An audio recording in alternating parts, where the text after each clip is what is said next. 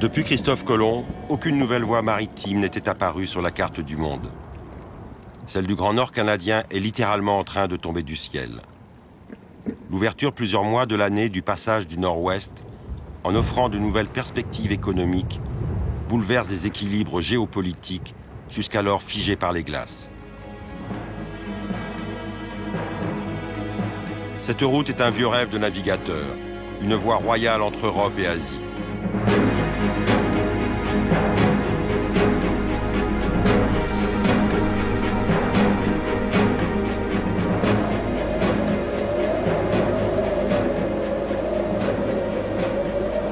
Il y a un mythe, je dirais, le mythe du passage du Nord-Ouest, qui fait peur à tous les capitaines et baleiniers. Ça faisait peur tellement qu'ils n'ont jamais eu des baleiniers ici. Même durant l'été. Ils n'ont jamais voulu venir ici. Depuis toujours. Pendant 400 ans, mais surtout avec la création de la Compagnie de la baie d'Hudson au XVIIe siècle, la quête du passage du Nord-Ouest a causé la perte de dizaines de navires et de centaines de marins.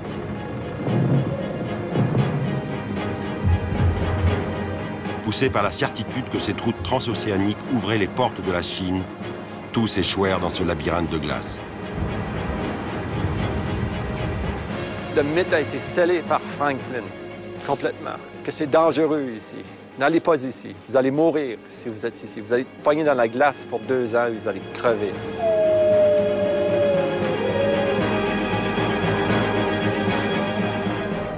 En 1845, l'expédition de Sir John Franklin, minutieusement préparée avec 2 bateaux et 129 matelots, resta des mois durant bloquée par les glaces. Les hommes errèrent sur la banquise pendant 2 ans. Aucun ne survécut.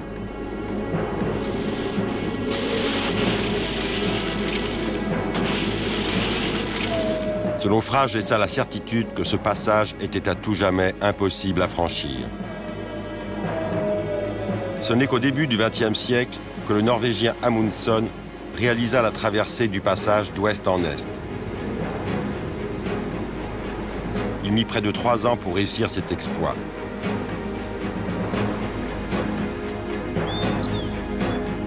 Depuis, tout a changé.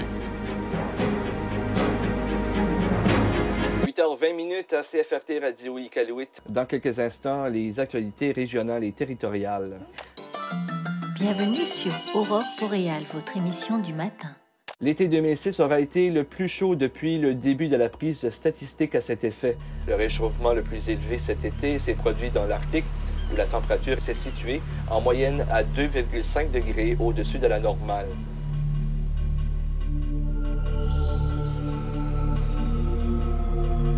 Au cours des 30 dernières années, sous l'effet du réchauffement climatique, la banquise a diminué de près de 40%. Au cœur du cercle arctique canadien, les multiples détroits qui constituent le passage du Nord-Ouest sont libérés des glaces durant des étés de plus en plus longs, sur plus de 2500 km.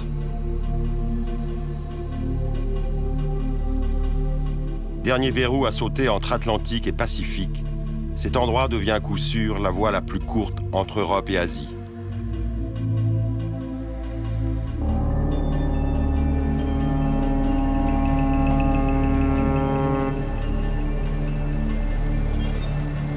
Aujourd'hui, plus de 90% des transports mondiaux se font par bateau.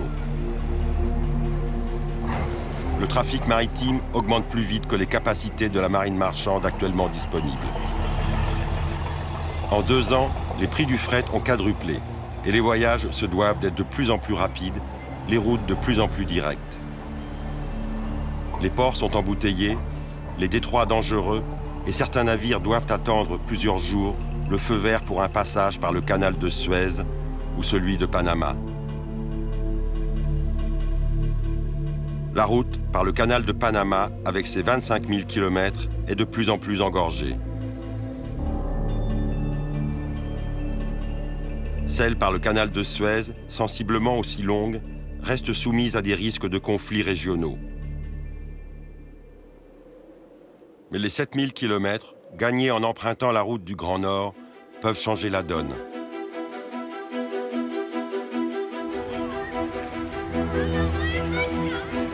Vancouver, ouverture canadienne sur le Pacifique, est un port concerné par le passage du Nord-Ouest au regard de l'explosion des échanges avec l'Asie.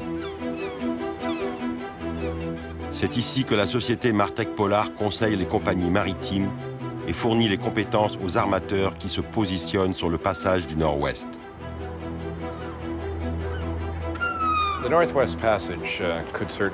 Le passage du Nord-Ouest pourrait certainement devenir une sorte d'autoroute. Les jeunes sociétés qui flairent un bon coup avec cette nouvelle route demandent s'il est possible de transiter par le passage du Nord-Ouest pendant 1 mois, 3 mois, 4 mois.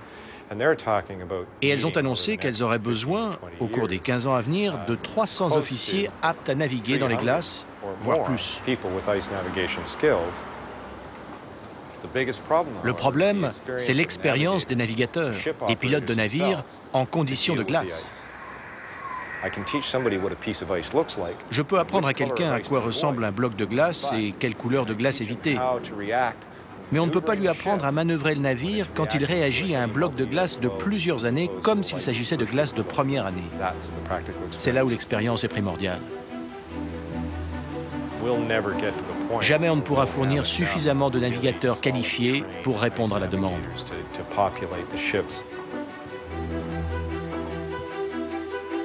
Depuis que les rigueurs du froid polaire ne ferment plus cette route à tout trafic commercial, la pression internationale pousse le Canada à redéfinir sa souveraineté sur les eaux arctiques. Selon quel principe juridique va-t-on réglementer cette navigation? La position canadienne s'appuie sur la méthode des lignes droites. Toutes les eaux enserrées dans ce périmètre sont des eaux intérieures sur lesquelles les lois canadiennes s'appliquent en totalité. La position américaine reconnaît au Canada le droit de réclamer des eaux territoriales, mais seulement sur 12 000 nautiques à partir de ses côtes. Ces 12 000 nautiques, de part et d'autre des plus larges détroits du passage du Nord-Ouest, laisseraient alors un passage libre, ouvert à tous les navires.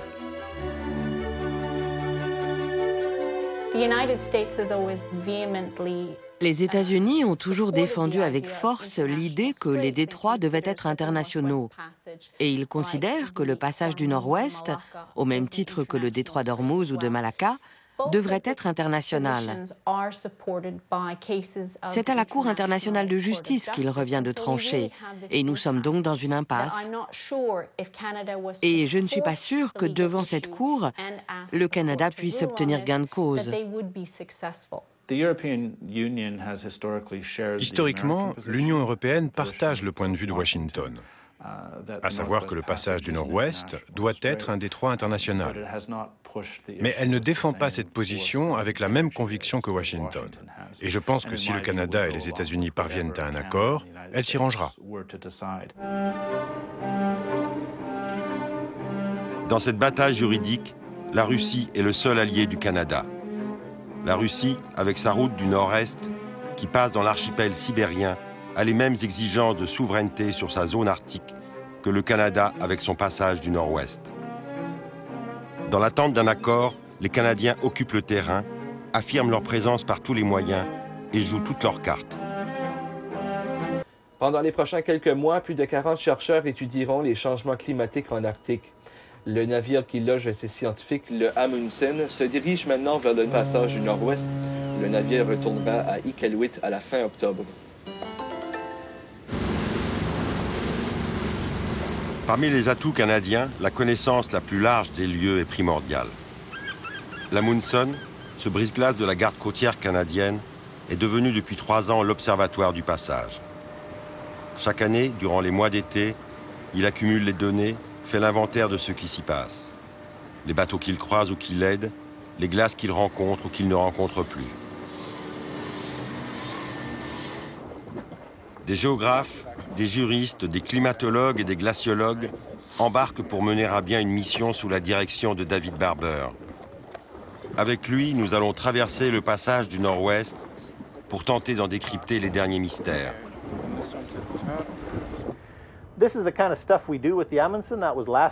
Voilà ce qu'on a fait à bord de l'Amundsen. Vous savez ce qu'on a fait l'an dernier et comment s'annonce la suite. On a couvert une bonne partie de l'Arctique dans le cadre d'un seul programme ArcticNet. L'idée est d'utiliser ce navire pour aller dans toutes les régions qui nous intéressent. Le programme ArcticNet intervient à un moment crucial. Les gens d'ici constatent déjà les effets d'un changement climatique global en Arctique, en particulier là où nous sommes actuellement, dans le passage du Nord-Ouest. Il faut activer le débat et engager des mesures pour faire face à ce changement climatique. L'Amundsen part pour suivre un itinéraire précis et quasi stratégique au travers du passage, en passant par Resolute Bay, avant d'arriver sur la mer de Beaufort.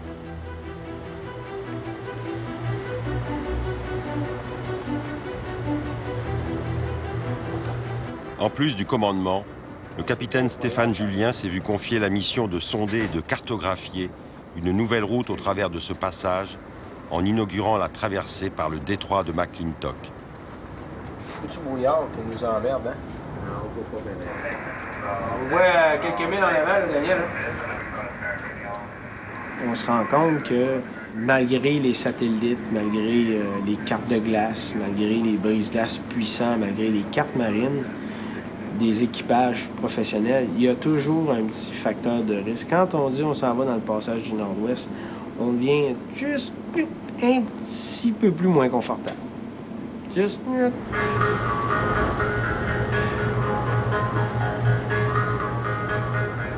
Face aux revendications juridiques des États-Unis, le Canada réplique en insistant sur la spécificité de son environnement polaire.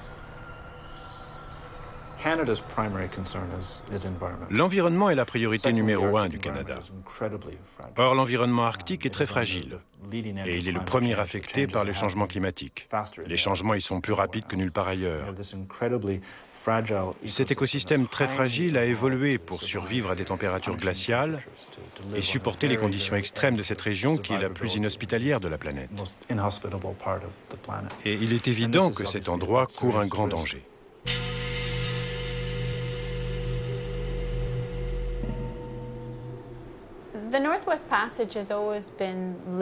Le passage du Nord-Ouest a toujours été légendaire au Canada. Ça a été le théâtre d'expéditions épiques. Et notre attachement au Grand Nord s'exprime aussi dans notre hymne national. On y évoque un pays du Nord, puissant et libre. Notre devise est « d'un océan à l'autre ». Ça reflète là encore l'intérêt des Canadiens pour le Nord. Donc chez nous, il y a un lien affectif très fort avec le Nord. Les Américains ont toujours eu une approche plus pragmatique. Ils ne comprennent pas le discours affectif du Canada. C'est presque comme si on parlait deux langues différentes, et ça ne facilite pas la coopération. L'Arctique, zone stratégique du globe durant la guerre froide, était considéré par les États-Unis comme leur précaré pour le passage des sous-marins nucléaires. L'allié canadien, attentif à la menace soviétique, n'y trouvait alors rien à redire. En 1970, le ton changea, lorsque le pétrolier américain Manhattan, bâtiment de 300 mètres de long, avec sa coque renforcée et sa proue de brise-glace, tenta de traverser le passage du Nord-Ouest pour ouvrir une route entre les ports de la côte est américaine et les champs pétroliers de l'Alaska. Cette tentative affichait clairement la volonté américaine de faire de cette route arctique un libre passage. Un nouveau chapitre des relations américano-canadiennes venait de s'ouvrir.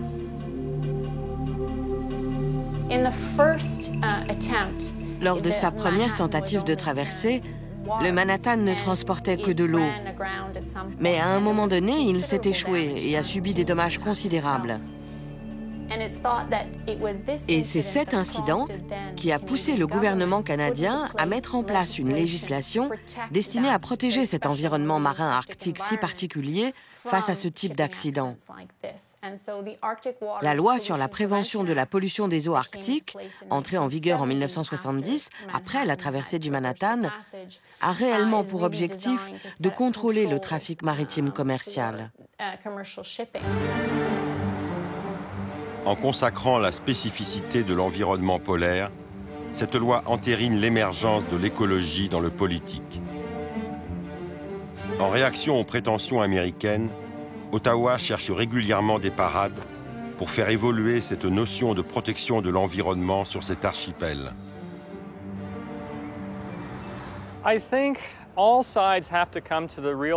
Il faut que tout le monde comprenne qu'avec la réduction des glaces, la navigation dans l'Arctique constituera un gros risque pour l'environnement. Ça ne fait aucun doute. Quand l'Exxon Valdez, qui opérait dans une mer relativement dégagée, s'est échoué, il a complètement détruit le fragile écosystème de la zone où le pétrole s'est déversé. On sait que ce sera encore pire s'il y a une marée noire dans l'extrême arctique.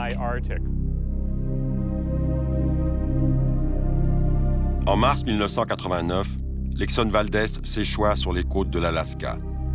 Éventrés, 11 de ses 13 citernes déversèrent 40 000 tonnes de pétrole brut sur plus de 7 000 km². Des milliers de mammifères marins, comme les loutres et les phoques, 250 000 oiseaux de toute espèce, moururent englués. Des dizaines de milliers de volontaires et des moyens sans précédent furent mobilisés pour nettoyer le littoral plage après plage, sur plus de 2000 km.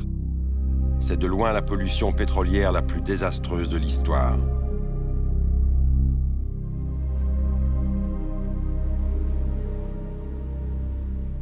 Dans la continuité de sa loi sur la prévention de la pollution des eaux arctiques, le Canada a créé, à l'entrée du passage du Nord-Ouest, l'organisme de surveillance NORDREG.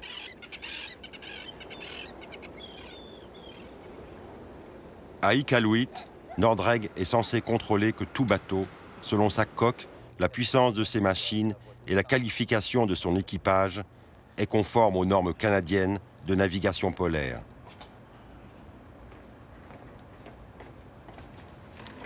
On voit le navire apparaître ici et on va lui demander de se signaler à l'entrée de la zone. Deuxièmement, on va lui demander de se signaler tous les jours aux alentours de 16 heures temps universel coordonné, parce que c'est là-dessus que notre temps, qu'on est basé, sur le temps universel. Ça, c'est à tous les jours. Et puis après ça, on va lui demander de se rapporter à l'arrivée à la destination. S'il décide de ne pas se signaler ou de participer au système, alors il peut faire à peu près ce qu'il veut dans la zone.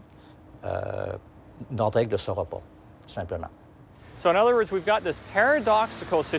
se retrouve ainsi dans une situation paradoxale où on dit « Tout navire entrant dans les eaux canadiennes doit se conformer aux normes environnementales canadiennes », c'est-à-dire à la souveraineté canadienne. Puis on ajoute « Au fait, ce n'est pas obligatoire, mais ce serait aimable de votre part ». Ce n'est donc pas une obligation. Nous ne disons pas « En tant que nation, nous sommes sûrs de notre droit à contrôler l'Arctique et donc vous devez vous signaler et vous conformer à nos lois ». Ainsi, on fait semblant d'exercer un contrôle tout en laissant une porte ouverte pour ne pas trop contrarier les Américains. NGCC Amundsen, Charlie Golf Delta Tango, ici Iqaluit Radio Garde Côtière.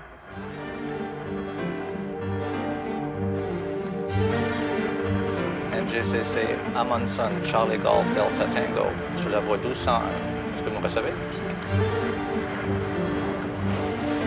Paradoxalement, si les États-Unis revendiquent une libre circulation dans le passage du Nord-Ouest, ils reprochent en même temps au Canada de ne pas avoir les moyens de le surveiller.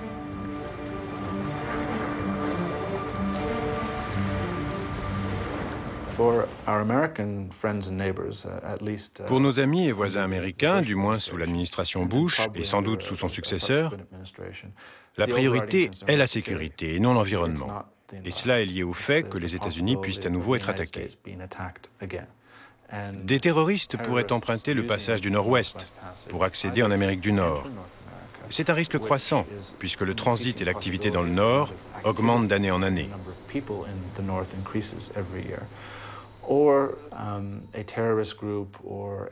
Un groupe terroriste ou un État incontrôlable pourrait utiliser le passage du Nord-Ouest pour expédier des armes de destruction massive ou des pièces de missiles en profitant de la faiblesse de la surveillance dans cette zone pour passer de l'Atlantique au Pacifique ou vice-versa.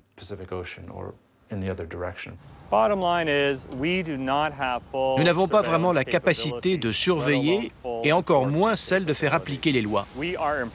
Ça s'améliore. On prend des mesures qui vont nous permettre d'avoir une idée plus précise de ce qui se passe dans l'Arctique. Mais le fond du problème, c'est qu'on ne peut pas protéger un territoire quand on ne sait pas ce qui s'y passe.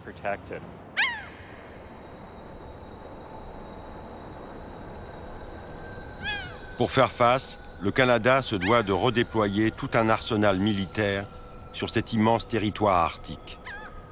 Reste à savoir s'il en aura le temps et surtout les moyens.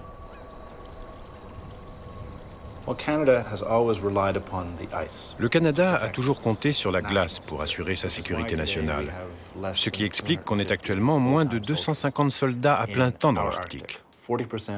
250 soldats pour 40% de la superficie du deuxième pays le plus grand du monde. On a jugé jusqu'à présent, et c'était défendable, qu'on n'avait pas besoin d'armée dans le nord parce que la région était trop inhospitalière, trop froide. Mais aujourd'hui, les choses changent.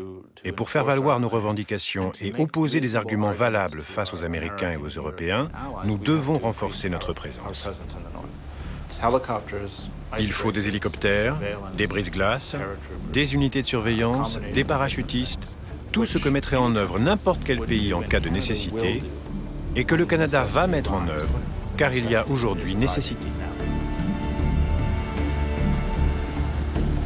250 soldats pour contrôler un tel territoire signifie un homme pour surveiller 14 000 km², soit une surface grande comme 2 départements français. En fait, ce sont surtout les 1500 réservistes inuits, les Rangers, qui, disséminés dans toutes les communautés du Grand Nord, assurent une vraie présence. Si on regarde strictement le passage du Nord-Ouest, les mesures que nous avons en place pour faire la surveillance sont très limitées. Au niveau maritime, nous n'avons pas de navires des forces canadiennes qui sont en mesure d'opérer dans un endroit où il y a des glaces. Les seuls navires qui peuvent opérer du Canada sont ceux de la garde côtière. Nous en avons 5 présentement qui peuvent opérer durant la période d'été et de l'automne où les glaces ont disparu. Il y a beaucoup de déplacements maritimes dans ce secteur-là. Alors, Resolute Bay, au point de vue stratégique, est une excellente position où nous désirons installer une base multiministérielle de façon à contrôler le passage du Nord-Ouest qui passe devant Resolute Bay. d'Iqaluit à Resolute Bay, plus de 1500 km viennent d'être parcourus. Sur cette mer devenue facile, ce serait 2 jours de voyage pour un navire commercial. Mais l'Amundsen a d'autres tâches. Il doit en cours de route faire des relevés scientifiques et cartographiques. Pour l'heure, il va s'arrêter dans la rade de Resolute Bay afin d'inviter les représentants de la communauté inuite à monter à son bord.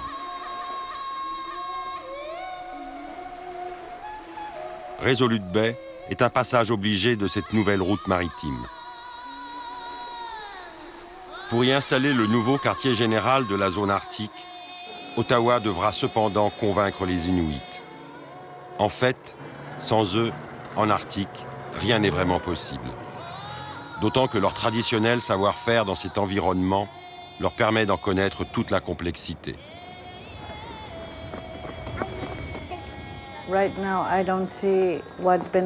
Pour l'heure, je ne vois pas quels avantages les Inuits pourraient en retirer, à moins qu'il n'y ait une négociation avec les bateaux qui emprunteront le passage.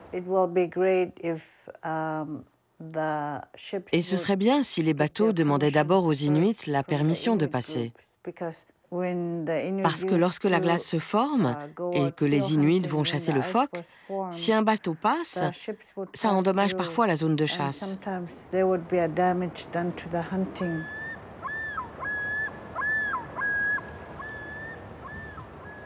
Citoyens canadiens à part entière, les Inuits deviennent l'atout maître du Canada pour prétendre à la souveraineté sur ces mers de l'archipel.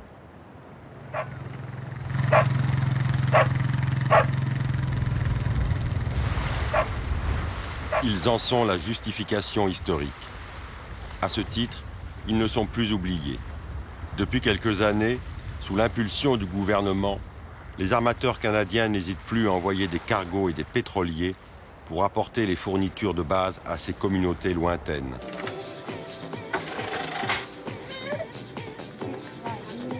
Ils ne vivent plus dans le même isolement.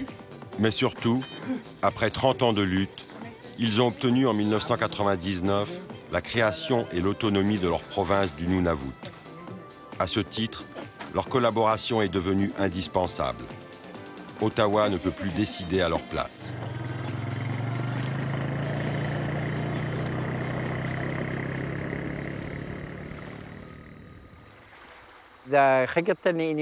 Je suis le directeur de l'association inuit Kikitani. Le logo là que vous voyez sur ma veste est notre logo. Je pense qu'il faudrait prouver au monde que cette zone est sous notre contrôle. Si le passage du Nord-Ouest doit continuer à être emprunté par d'autres pays, et s'ils n'ont pas l'intention de s'en aller, il devrait y avoir un débat entre notre gouvernement et les habitants du Nunavut, et surtout pour nous, dans le passage du Nord-Ouest. Vous pouvez être sûr que notre organisation ne restera pas les bras croisés face au projet du gouvernement. Nous voulons être certains que notre avis est entendu et que les intérêts de notre communauté sont pris en compte.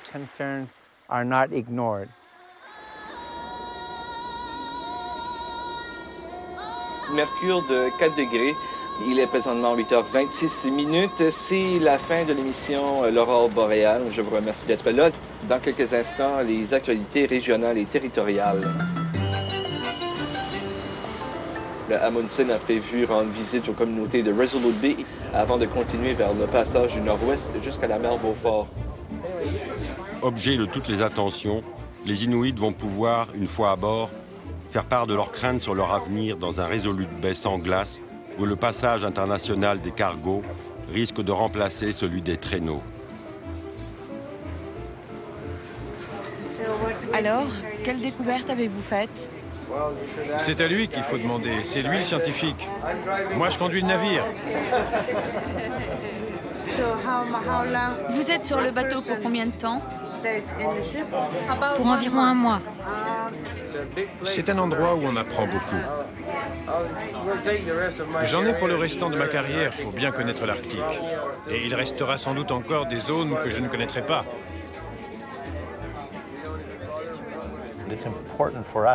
C'est important pour nous d'entrer en contact avec les Inuits. Ils comprennent assez bien ce qui se passe parce qu'ils le voient au quotidien. Ils sont les meilleurs témoins des changements actuels. Et c'est important aussi pour nous de confronter notre savoir avec leur savoir traditionnel.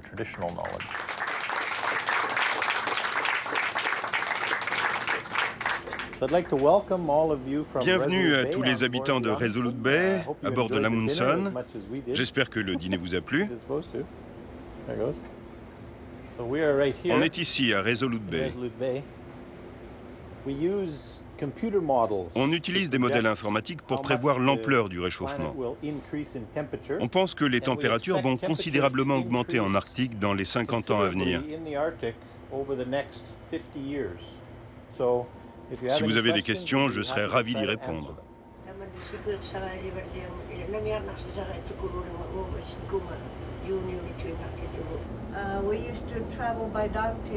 Avant, on se déplaçait avec les chiens. Et au mois de juin, on pouvait aller sans problème jusqu'à Resolute Bay depuis Somerset. Mais aujourd'hui, c'est devenu trop dangereux de s'y aventurer.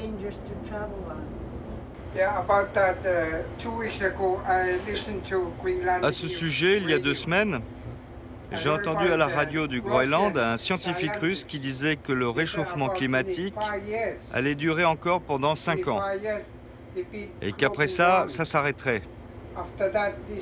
Qu'en pensez-vous? C'est très difficile à stopper. D'ici 5 ans, ce n'est pas faisable. Cette histoire ne tient pas debout. Voilà, vous aurez plus chaud. Et voilà, ça va impeccable. C'est bon? Au revoir. See you. Thanks for coming.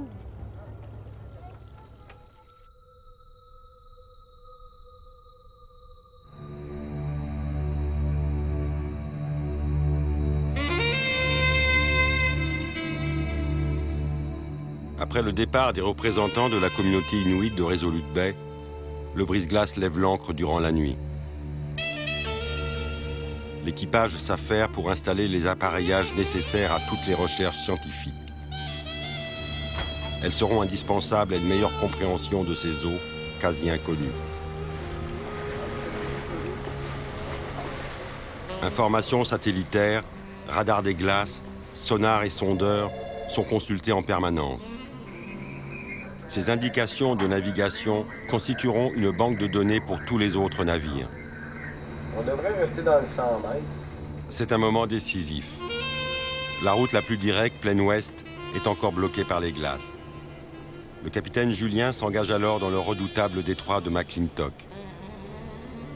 Profond et large, ce détroit serait, selon la position américaine, un passage international. Jusqu'alors, à cause des glaces, il était impraticable.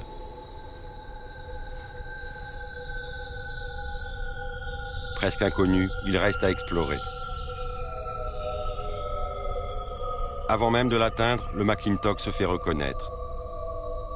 Sa réputation d'être infranchissable semble le précéder, avec des bourrasques d'eau glacée qui rendent la nuit plus épaisse encore.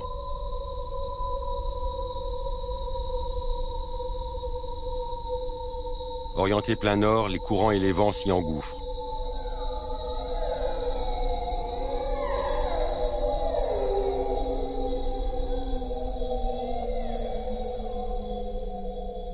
Aucun bateau n'y est jamais passé. Mais s'il s'avère dorénavant praticable, il deviendrait la meilleure option pour tout navire.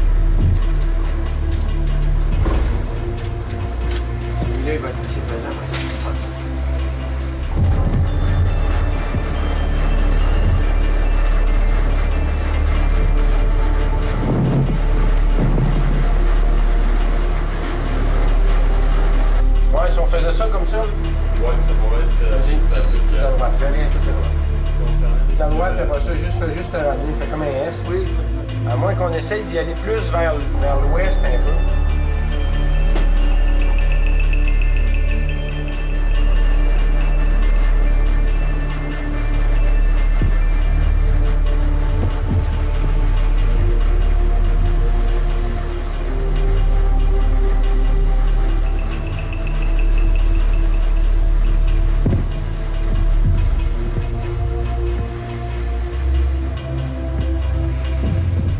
Dans cet endroit difficile, l'Amundsen semble passer sans trop de difficultés.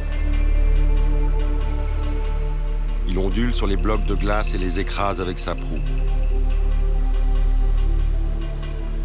Il pourrait peut-être continuer sa route, mais la prudence est de mise.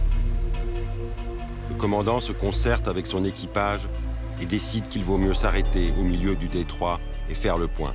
Mais là, on ne veut pas trop s'éloigner, hein? Fait qu'on va passer à la lumière, c'est ça? Oui. Tu restes dedans?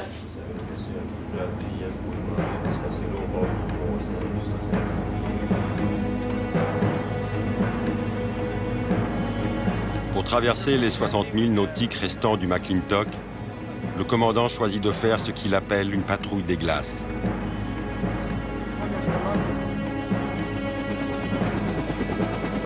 Il va vérifier si la route qu'il envisage de prendre est praticable et dans quelle mesure elle le restera pour une navigation future.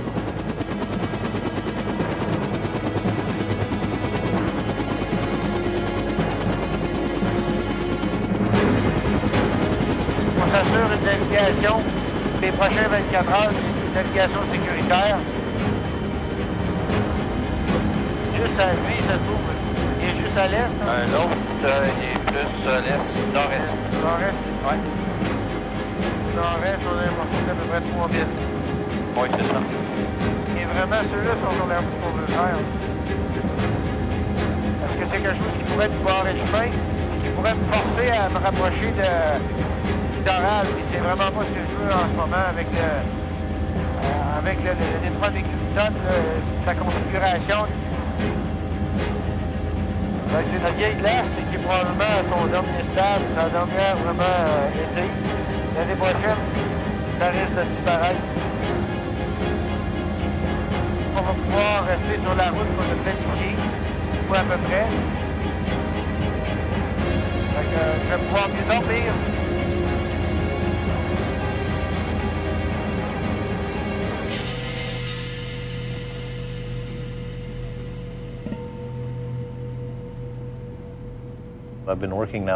J'étudie l'Arctique depuis 25 ans et pour moi, ça ne fait aucun doute, la banquise diminue.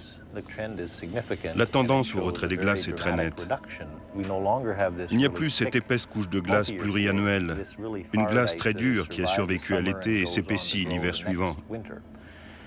Une glace à travers laquelle il est très difficile de naviguer, une glace dangereuse. Cette glace qui tend à disparaître va-t-elle être remplacée par une glace de première année très accidentée? Car beaucoup de pression s'exerce sur cette glace de première année.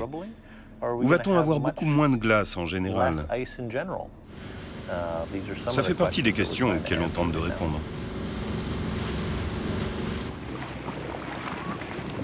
La présence de fragments de banquise incite les glaciologues à aller en observer la texture. Ces plaques à la dérive deviennent de plus en plus rares dans le passage. Elles sont les vestiges d'une banquise à l'agonie, et bien que de plus en plus clairsemées, elles restent dangereuses. Les étudier peut permettre un pronostic sur leur évolution, voire sur leur disparition.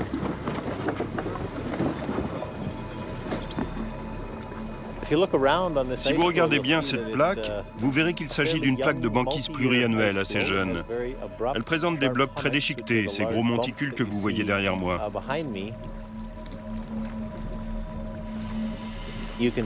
Juste derrière moi, vous voyez une fissure dans la banquise.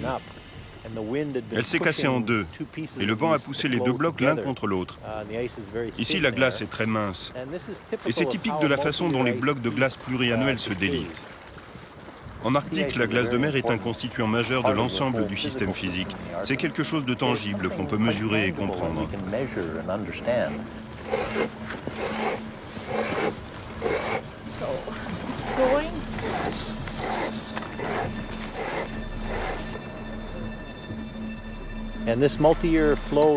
Cette glace pluriannuelle est assez chaude et elle a une faible salinité.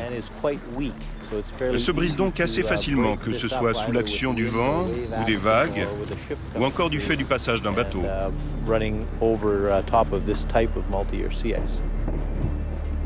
Ce sera beaucoup plus facile de naviguer en été, et ce sur une plus longue période.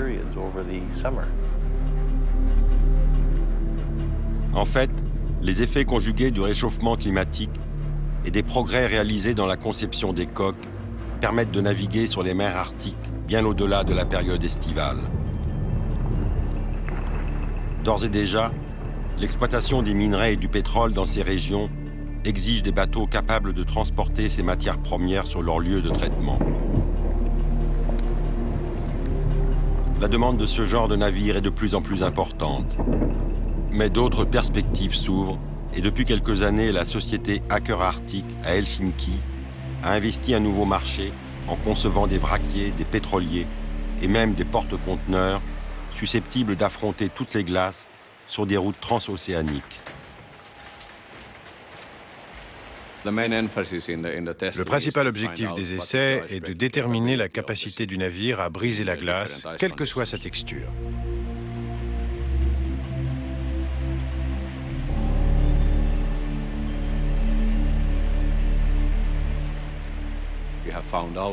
On a découvert qu'en faisant marche arrière, de sorte que l'hélice perfore la glace et la broie, ce qui lubrifie la coque, on pouvait réduire de moitié la résistance de la glace.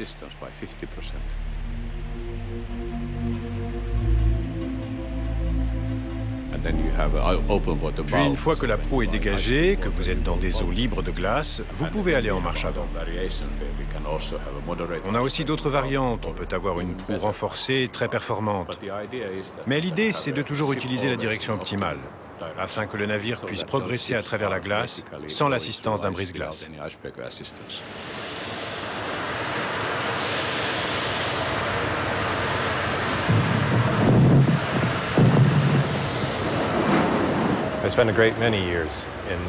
J'ai passé de nombreuses années dans le passage du Nord-Ouest.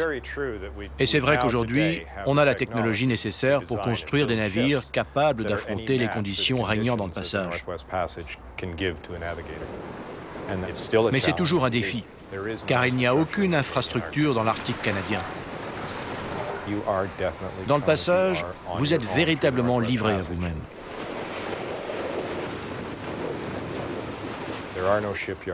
Il n'y a ni chantier naval, ni navire ravitailleur, ni chantier de réparation navale.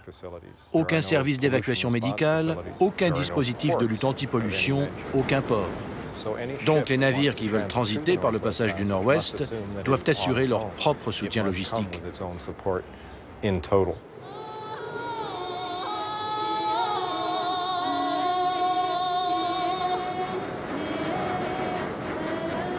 Pourtant, les navires vont passer. Et le compte à rebours a commencé. Dans l'urgence, il faut construire des ports en eau profonde qui permettront aux navires de tout gabarit, même les plus grands, de pouvoir accoster et se ravitailler. À Iqaluit, la capitale du Nunavut, les plans sont prêts. Et plus personne ne semble douter de l'imminence du début des travaux. Une véritable course a commencé où tous les acteurs de la souveraineté canadienne se retrouvent.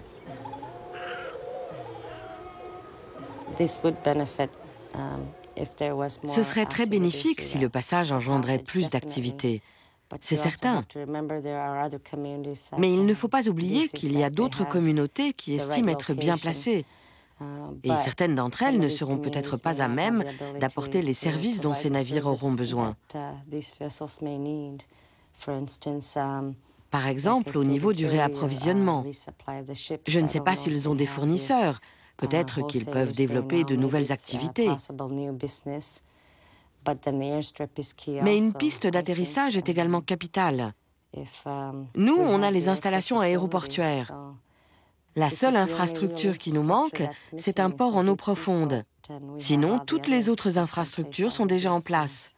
Donc je pense qu'on est l'emplacement idéal. Par conséquent, même si on n'obtient pas le soutien financier de la Défense nationale pour des questions de souveraineté, on se démènera pour trouver les fonds nécessaires.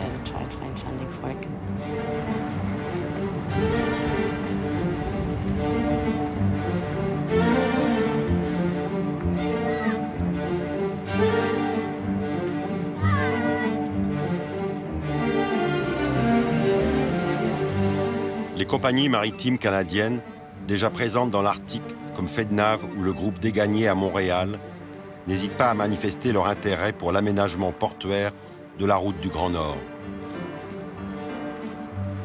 Je vois ce matin que nous avons des navires de Dégagné Transarctique qui sont présentement à Iqaluit. Et en provenance du nord vers Iqaluit, nous avons aussi le Camilla Dégagné. Et je pense que notre société aurait intérêt à commencer à regarder où ailleurs on peut aller en utilisant cet avantage bientôt, là, qui serait un passage qui n'est pas bouché par des glaces pendant certaines périodes de l'année. Alors, ça peut permettre des activités commerciales qu'il y a 15-20 ans, on n'osait même pas s'aventurer là-dedans. Mais aussi, les armateurs n'arrêtent pas de grossir leur flotte. Je pense non seulement que le passage nord-ouest va être utilisé bientôt, mais je pense qu'il va être plus tôt que la majorité des gens pensent.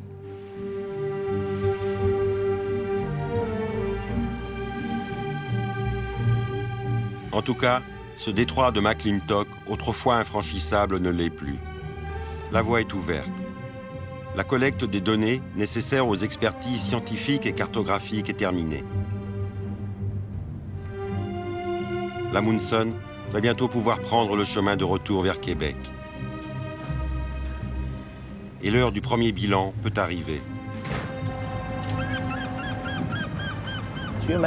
Imaginez que vous soyez une compagnie de transport maritime qui veut acheminer des biens rapidement entre l'Europe et l'Asie.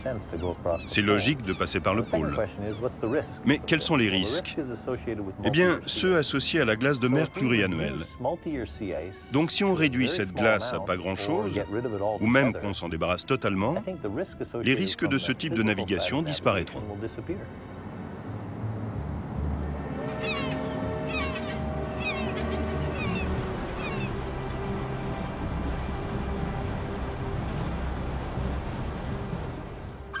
C'est le mythe qui a été scellé par Franklin qui a continué jusqu'à aujourd'hui, parce que je ne comprends pas les bateaux, pourquoi est-ce qu'ils ne viennent pas aujourd'hui. Donc les capitaines doivent lire des livres historiques, ils doivent savoir qu'est-ce qui se passe dans l'histoire, et ils doivent avoir un peu peur encore de cette place ici.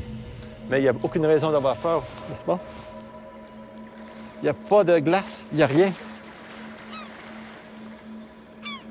Disons dans 2 ou 3 ans, au lieu d'avoir juste moi et le beau passage du Nord-Ouest, ça va être moi, le passage du Nord-Ouest, avec un bateau qui va passer à toutes les, disons, 20 minutes, 30 minutes, 1 heure. Peut-être on aura un bar pour les matelots. Ça sera un monde complètement différent, je dirais. Pour les locaux, ce n'est qu'une question de temps.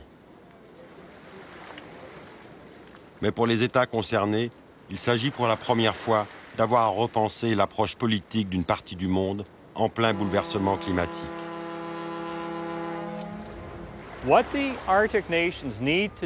Les nations arctiques doivent aller au-delà de la position des années 70-80, qui consistait à dire « la souveraineté est importante en soi », et plutôt se demander « qu'attend-on du transport maritime dans l'Arctique ?»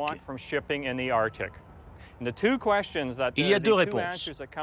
1. On veut respecter au maximum l'environnement. 2. On veut que le trafic profite à ceux qui vivent dans le Nord.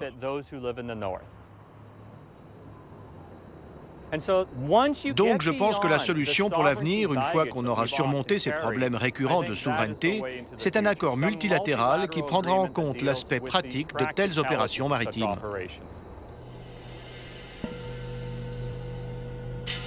En d'autres termes, comment combiner l'intérêt économique de cette route maritime avec les risques écologiques effarants qu'elle représente?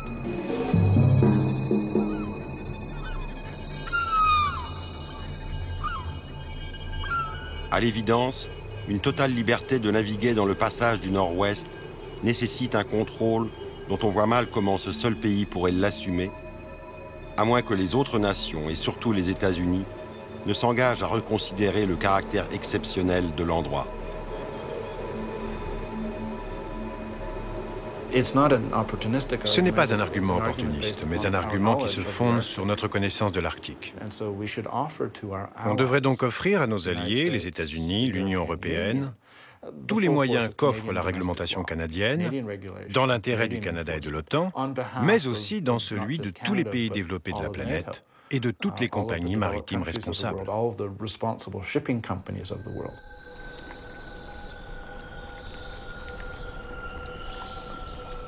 Conséquence des changements climatiques, la transformation radicale d'une partie de la planète pose une toute nouvelle problématique aux nations.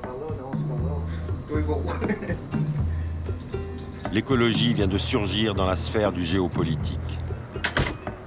Face à des logiques commerciales de plus en plus délirantes, les pays concernés doivent s'entendre dans l'urgence. Il s'agit cette fois de poser les garde-fous indispensables à la sauvegarde d'un des 4 points cardinaux de la Terre, celui du Nord qui part à la dérive.